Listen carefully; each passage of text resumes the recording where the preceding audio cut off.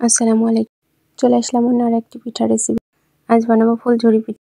সেই জন্য নিয়েছি পরিমাণ মতো চালের গুঁড়ো, নিয়েছি সামান্য ময়দা, চিনি।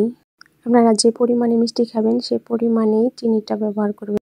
এরপর আমি সবগুলো শুকনো উপকরণ একসাথে ভালো করে মিশিয়ে নিয়েছি।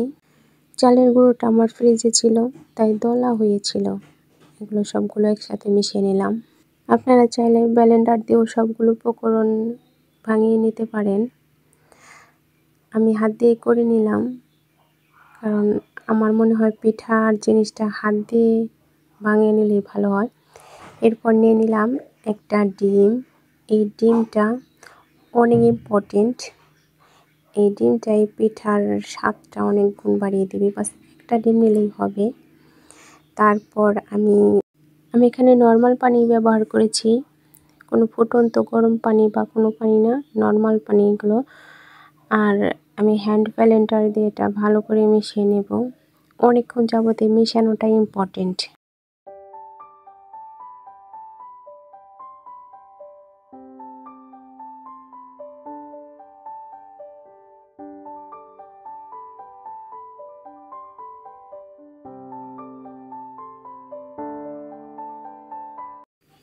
গোলাটা আমার মেশানো হয়ে গেছে। ঠিক এরকম হবে, অনেক বেশি পাতলাও না, অনেক বেশি ঘনও না।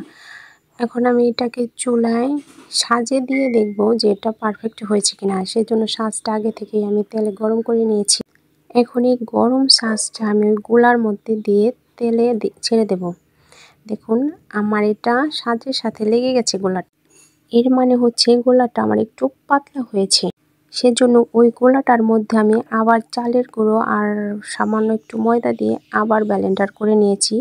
এবার আমার পিঠাটা দেখুন কত সুন্দর হয়েছে, আর সাজে থেকে একা একাই ছুটে এসেছে।